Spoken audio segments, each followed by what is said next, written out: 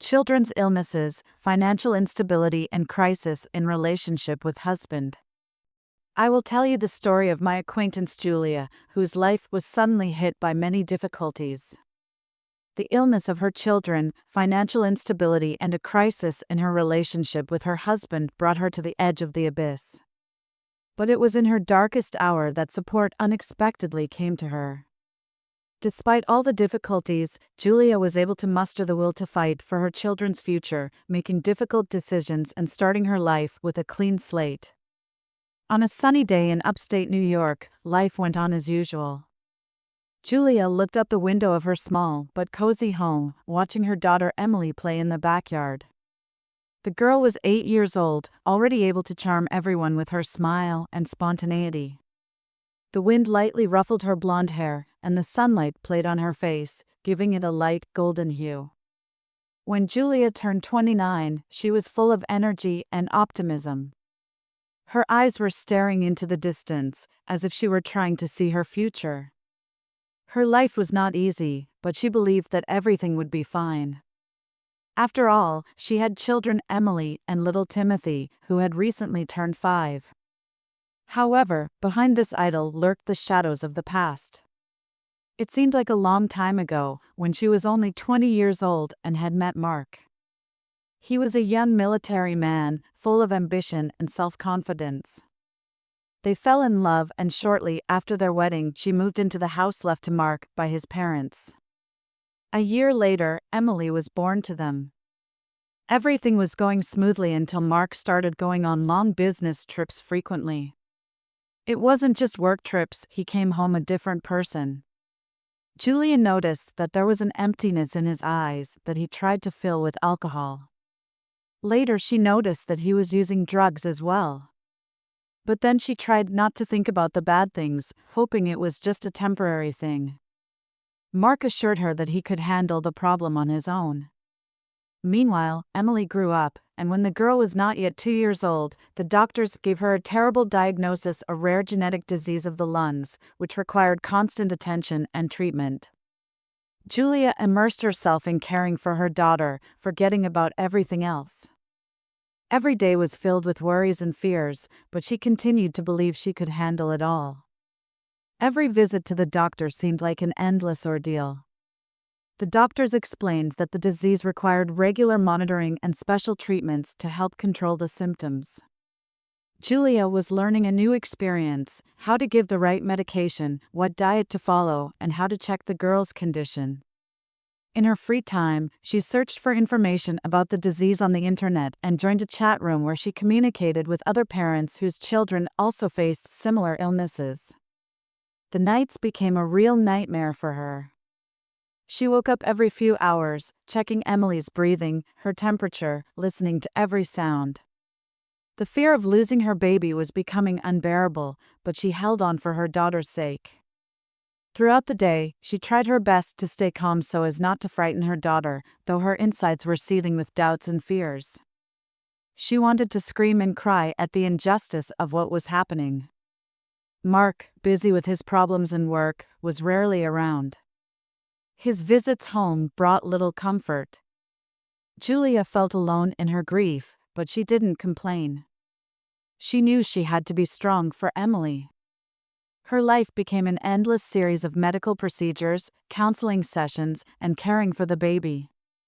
Despite all the pain, despair, and hardship, Julia found the strength to smile at her little girl, to play with her, to read her bedtime stories.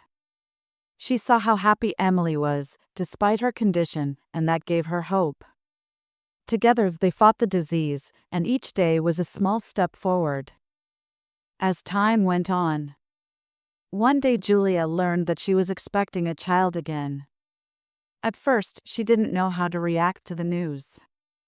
On the one hand, she felt joy, because the arrival of a new member of the family always brings happiness. But on the other hand, she was worried that she might not be able to cope with her new responsibilities, especially given Emily's health and Mark's reaction to it. She wanted to tell Mark the news immediately, to see his reaction, but he was away on business again. The days stretched slowly, and each morning began with doubts. How would she tell Mark? How would he react? Would they be able to handle the new responsibility? Finally, Mark came home. Julia took a long time to gather her courage before deciding to tell him. She approached him that evening after she'd put Emily to bed and said quietly, "Mark, we're going to have another baby." He looked at her, and she saw something in his eyes that she hadn't expected to see, not joy, not elation, but rather confusion and even slight displeasure. Mark was silent for a few moments, then said, "Well, this is unexpected. We have to think about how we're going to handle it first.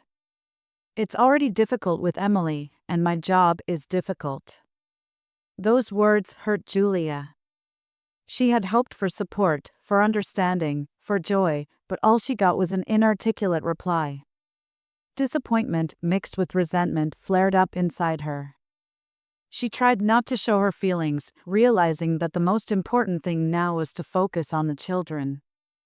"I understand," she replied, trying to keep her voice steady. "Let's have a serious discussion about how best to organize our lives. The most important thing is that everyone is healthy and happy." Mark nodded, but his face remained serious. Julia realized that there was a new tension between them, and she would have to make an effort to keep the peace in the family. Julia's pregnancy had been difficult, bringing her both joy and anxiety. As a result, she went into premature labor, and Sophia was born with certain complications, so she was temporarily transferred to the intensive care unit. Julia's world was once again turned upside down. She was once again caught up in a whirlwind of medical examinations, tests, and endless meetings with doctors. Now she had a double responsibility on her shoulders. The two little girls needed constant attention and care, and Mark continued to travel on business, returning home more distant and aloof each time. Julia noticed that he was drinking more often, but she no longer had the energy or desire to talk to him and try to get him back to normal. After 2 weeks, Julia was allowed to take Sophia, and they returned home together. On top of all the existing problems, there was one more. Money. It was melting away faster than expected. Treatment for both girls was costly, and soon the family's financial resources were stretched to the limit. Julia tried to find additional sources of income, but with 2 sick children on her hands, it was almost impossible. They accumulated debts, took out loans, sold off valuable items, but money was still scarce. Julia was under constant stress. Her elderly mother, who lived far away from them, could not provide any real help. Julia lost weight, became gaunt, and circles under her eyes became her constant companions. Every morning she struggled to get up, feeling that her strength was running out, but she forced herself to move forward for the sake of the children. Her relationship with Mark became increasingly strained. He avoided talking about the present, the future, withdrew into himself, and Julia felt that she was losing touch with the only person who could be her support. She tried to reach out to him, but each time she ran into a wall of incomprehension and indifference. One evening, when both girls were asleep and Mark was away on another business trip, Julia sat in the kitchen, staring into a cup of cold tea. Tears rolled down her face, and for the first time she let herself admit to herself that she no longer had the strength. It was scary and painful and lonely. She felt like she was about to break down completely. Life had lost its meaning, and she no longer wanted to fight any further. And then there was a knock on the door. On the doorstep stood her neighbor, Joan, who was about 10 years older than Julia. She had noticed Julia's husband, Mark, leaving for work and had decided to stop by to give the girls some fresh cookies she had made for her children. Seeing Julia in such a depressed state, Joan literally froze with horror. Julia was acting on autopilot, unaware of what was going on around her. Neither Joan's words nor what was happening around her were coming to her consciousness. Joan gently took Julia's hands and led her into the living room, sitting her gently on the sofa. Then she sat down beside her and hugged her gently. They sat like that for about 20 minutes. Gradually the tension began to leave Julia, and tears began to flow from her eyes. At first, it was a quiet cry, which soon changed to muffled sobs, and then to loud, violent sobs, followed by sudden, uncontrollable laughter. Joan waited patiently for Julia to calm down a little. When her emotions began to subside, Julia finally spoke. She shared with Joan all that had been stored in her soul for so long. They talked all night.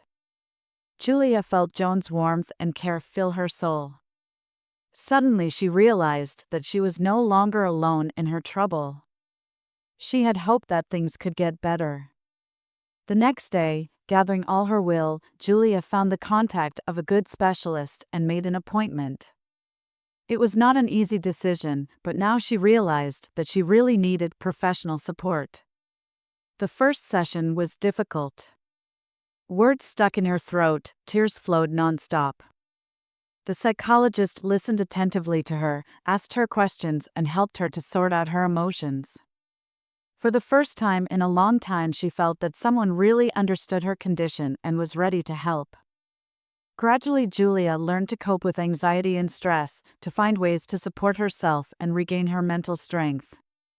After much reflection, Julia realized and made the decision that it had become impossible for them to continue to maintain this house.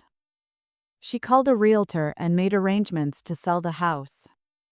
The money from the sale would go towards paying off her debts and treating her children. She knew it was a chance to start over, to break out of the cycle. Julia acted decisively and quickly. She packed only the essentials: clothes, toys, documents. Everything else she decided to leave behind. The house they had lived in for so many years had become a symbol of their misfortune, and she no longer wanted to be there. When Mark returned from his business trip and learned of his wife's decision, he initially tried to object. His face contorted with anger and bewilderment. He didn't understand why she wanted to sell the house that belonged to his family. But Julia stood her ground. She calmly but firmly explained to him that there was no other way out. In order to provide her daughters with the treatment they needed to move closer to the hospital where the girls could receive timely medical care. Julia had already found a suitable clinic in another city. "Mark, listen to me," she said, looking him straight in the eye. "We can't live like this anymore. The debts are mounting, the money is running out, and the children need treatment. The hospital is too far away, and it's getting harder and harder to get there every time. This house is our last hope. We'll sell it, pay off our debts, and start over." Mark was silent as he considered her words. Finally, he sighed and lowered his head. "All right," he said. "Do what you think is right. Just tell me, where are we going?" "Wherever the children are healthy and happy," Julia answered honestly. The main thing was to get away from here. They packed the rest of their belongings, said goodbye to their neighbors, to the house that had once been a symbol of their happiness, and set off. Several years passed. Julia and her children settled in a small town in the eastern suburbs of New York City. She got a job at the local clinic where her children were treated and helped care for sick children. It wasn't easy work, but Julia found meaning and fulfillment in it. She saw how important her help was to other families facing similar difficulties, and it gave her strength. The children went to a special school that took their health into account. Although their condition remained fragile, they gradually adapted to their new life. Emily and Sophia found new friends, began to participate in school activities, and felt part of the community. Julia was proud of them, seeing them overcome challenges and rejoice in the little things. Mark remained in the past. They divorced, and the children stayed with her. He had chosen his path, and Julia let him go, realizing they could no longer be together. She knew their relationship was exhausted. In her new city, Julia found new friends, people willing to support her in times of need.